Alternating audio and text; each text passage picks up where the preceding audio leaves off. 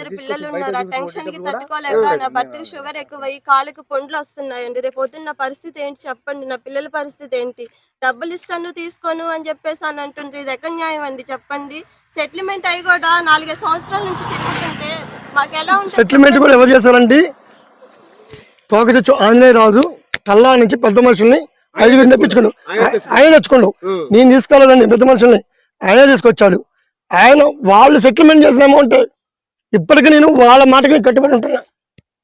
22,30,000 రూపాయలు కట్టమని వాళ్ళు చెప్పారు. డబ్బులు ఇస్తామన్నా కూడా అండి అయిపోయిన తర్వాత ఎంతసేపటికి వాళ్ళు రమ్మన్నా కూడా రావట్లేదన్నాడు. ఆ రేపు వస్తాను ఎల్లుండి వస్తానని చెప్పేసి ఈ రోజు వరకు తప్పించుకొని తిరుగుతున్నాడు. నా తోట అని చెప్పేసి మా ఇంటికి రావటము, గొడవ చేయటం, మా అత్తగారిని తిట్టడం, నన్ను తిట్టడము, లేదా నా భర్తను తిట్టడం, నోటికి వచ్చినట్టు బూతు మాటలు తిట్టడం మొదలు పెట్టాడు. ఇంటికి వచ్చి భూమి నా డబ్బులు నాకు ఇవ్వు, నీ భూమిని రిజిస్ట్రేషన్ చేస్తానని చెప్పి కూడా వాగ్దానం చేసిందండి. మా బాధ్యత ఎప్పుడు కడతారు? ఇప్పుడు కాదు, సంవత్సరానికి కట్టు. సంవత్సరం కానీ నీ భూమికి బాధ్యత రిజిస్ట్రేషన్, లేదా 6 నెలలకు కట్టు, నెలకు కట్టు, లేదా 10 ఏళ్ళకి కట్టు. ఎప్పటికైనా నువ్వు రిజిస్ట్రేషన్ చేసిన రోజు నీకు నువ్వు డబ్బు కట్టిన రోజు నేను రిజిస్ట్రేషన్ చేయాలి. అంతకంటే ఎవడు న్యాయం చెప్పలేదు. ఎంత అయితే ఒకటి ఉందో మానవత్వంతో 5 ఏళ్లతో అన్నం తినేటప్పుడు మనం ఏ లెక్కన తీసుకున్నాం ఆ లెక్కన డబ్బులు కట్టేసాయి. నీ సొమ్ము నాకొద్దు, నా సొమ్ము నీకొద్దు, అంతే. 22 లక్షలకే పంచాయతీ అయిపోయింది. 22 లక్షలన్నరకే కళ్యాణ మండపంలో పంచాయతీ చేశారు. మండలంలో 2-3 మండలాలు కూడా చేసినా గానీ అది వెనకుండా వెళ్ళిపోయాడు. 15 రోజులలో డబ్బులు కట్టాం. రాకెగ్గొట్టిండు. రాకెగ్గొట్టిన తర్వాత మేము డబ్బులు కట్టుకొని కూడా పోయినాం. అయినా నేను కూడా అయినా కానీ అవి తీసుకోలేదు. తప్పించుకోవడం ఇప్పటికప్పుడే తప్పించుకున్న తర్వాత భూమి కాడిపోతారు. ఆయన ఏం చేసిండు, చేసిన రిజిస్ట్రేషన్ బ్లాక్ రిజిస్ట్రేషన్ అంటే ఆయనకి కడతాం కదా అని మేము రిజిస్ట్రేషన్ చేసిండు. ఆయన అది మాకు తెలియదు. అంటే చేసిన తర్వాత డబ్బులు కట్టమేగా 7 లక్షలకి 22 లక్షలు కడుతున్నాను. నువ్వు అమ్ముకుంది ఎకరం ఎక్కువ రేటు కమ్మిను, ఆ రేటు ప్రకారం కట్టు అంటాడు. అయినా కానీ అప్పుడు పెద్ద మనుషులు లెక్కేసి డబ్బులు 2 రూపాయలు వడ్డీ చేశారు. అయ్యాలు కూడా ఏది ఇన్ని సంవత్సరాలకే. మరి ఆయన కొనుక్కుంటే వస్తుంది అన్నట్టు. అయినా కానీ ఆయన లేదు. మళ్ళీ ఎమ్మెల్యే గారి దగ్గర పంచాయతీ చేశారు. ఆడ లేదు. ఆయన ఆడ ఎండండి అసలుకి. ఇప్పుడు మనం దేశంపై బంగారం పెట్టినా కానీ దాన్ని సహాయే అట్లనమాట. ఆయన వ్యవహారం అట్లా ఉంటది అనమాట. అట్లనమాట. రవికుమార్ గారు ఏం జరిగింది ఒకసారి చెప్పండి రండి. ఏం జరిగింది అసలు? మీ పంచాయతీ ఏంటి? డబ్బులు అవసరం ఉండి 2 లక్షలు, 1,50,000, 1,00,000 అలా కిస్తీలుగా 7 లక్షల రూపాయలు తీసుకున్నాం. నా పేరు మీద ఎకరం ఒక్కుంటా, మా భార్య పేరు మీద 13 కుంటలు రిజిస్ట్రేషన్ చేసి షూరిటీ కోసం 6 సంవత్సరాలు అవుతుంది, 11 సంవత్సరాలు అవుతుంది. ఇప్పటికీ ఇప్పుడు పంచాయతీ బట్టి 5 సంవత్సరాలు అవుతుంది. డబ్బులకి వడ్డీ తీసుకున్నాం, సెక్యూరిటీ కోసం తోట పెట్టినాం, రిజిస్ట్రేషన్ చేసాం. డబ్బులు ఇవ్వాలంటే రిజిస్ట్రేషన్ చేసాం. ఇది పరిస్థితి అండి. ఇవాళకి డబ్బులు కలిపి 5 సంవత్సరాలు తిరుగుతున్నాం. 5 సంవత్సరాల నుంచి తిరుగుతున్నామండి ఈ రోజు వరకు కూడా. అది ఆ తోట అనేది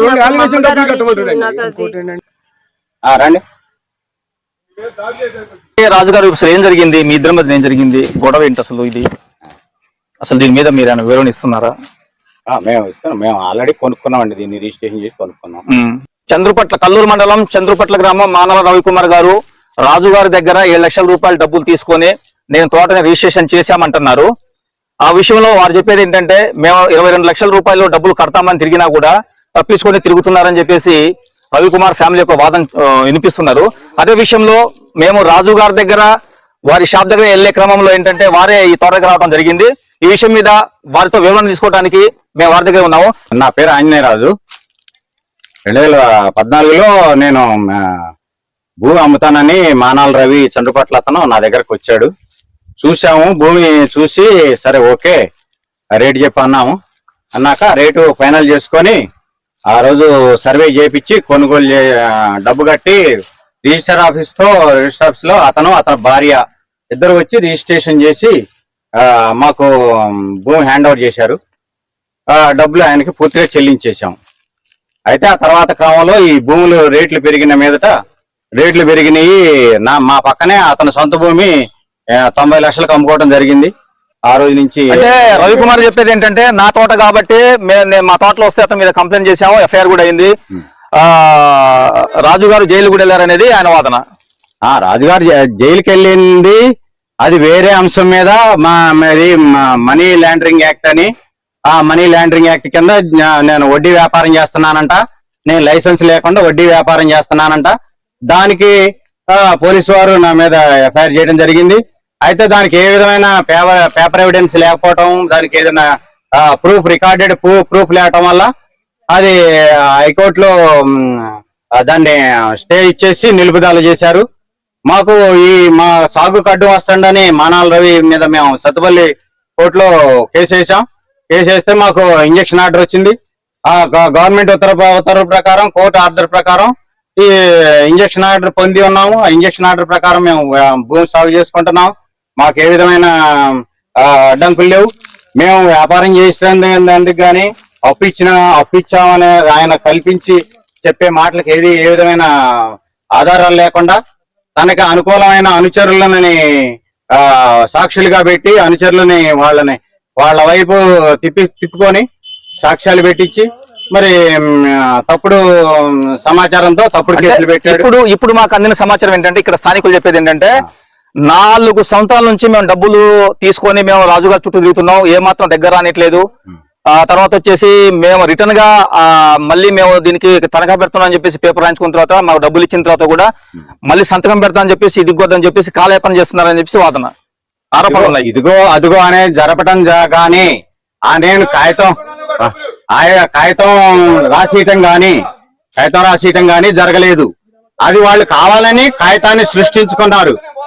కాగితాన్ని సృష్టించుకొని ఏది తనఖా పెట్టినట్టుగా కాగితం సృష్టించుకొని వాళ్ళకు అనుచరులైన మనుషుల్ని డబ్బిచ్చి కిరాయికి తీసుకురావటం, దౌర్జన్యాలు చేయటం ఆయనకి మొదటి నుంచి అలవాటే. అంటే వాళ్ళ ఆరోపణలు ఏంటంటే మా ఇళ్ల మీదకి వచ్చేసి కూడా బాగా బూతులు తిట్టడం లాంటి అట్లా కూడా చేస్తుండడం, మాకు హెరాస్మెంట్ చేస్తాం సార్.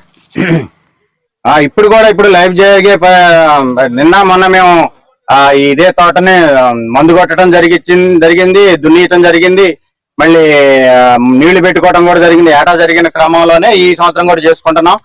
ఇప్పుడు తను స్వయంగా ఒక 10 మందిని మరి ఒక లేడీని ఏయో దొంగ కాగితాలు సృష్టించి కాగితాలు పట్టుకొని ఈ లైవ్ వాళ్ళని ఇప్పుడు మన లైవ్ తీసే వాళ్ళని ఎవరైతే ఉన్నారో మాకు తెలియకుండానే ఆల్రెడీ భూమిలోకి వచ్చి దీన్ని ఏదో చేసే ప్రయత్నంలో మేము ఆల్రెడీ తెలుసుకొని వచ్చి ఇక్కడ దీన్ని అడ్డుకుంటున్నాం. దాదాపు 10 మంది దాకా వచ్చారు. మా మీద దాడి చేసి మమ్మల్ని చంపడానికి కూడా వాళ్ళు అన్ని ఏర్పాట్లు చేసుకొని వచ్చినట్టు మాకు అర్థమవుతుంది. ఆడవాళ్ళు, సంబంధం లేని ఆడవాళ్ళు, సంబంధం లేని మగవాళ్ళు, అది వాళ్ళు ఎక్కడెక్కడి నుంచో మరి తీసుకొచ్చి ఇక్కడ మా మీద దాడి చేయడం కోసం సిద్ధం చేసి దొంగ పత్రాలు, దొంగ కాగితాలు తీసుకొచ్చి మా పత్రాలతో మమ్మల్ని ద్రోహం చేయాలని మాకు ప్రయత్నం చేస్తున్నారు. మాకు ఏమీ లేని వ్యవసాయ కుటుంబం, మాకు వ్యవసాయ భూములు లేవు, ఎకరాలు లేవు, మాకు మనీ లాండరింగ్ వ్యాపారాలు లేవు, వడ్డీ వ్యాపారం లేదు. వాళ్ళు చెప్పే మొత్తం తప్పుడు సమాచారం. దాని గురించి ఇప్పుడే 100కి డైల్ చేశాం. పోలీసు వారు కూడా వస్తున్నారు. పోలీసు వారు కూడా ఇప్పుడే ప్రవేశించారు. దానికి మేము పూర్తి చట్టపరంగా ఏ విధంగా చేయాలన్నా మేము పూర్తి సహకరిస్తాం. అన్ని విధాలా మాకు పూర్తి హక్కు, అధికారాలు అన్ని ఉండి పొజిషన్ లో ఉండి మేము పాస్బుక్ పొంది ఉన్నాం. పాస్బుక్ కూడా 10 సంవత్సరాల క్రితం పొంది ఉన్నాం.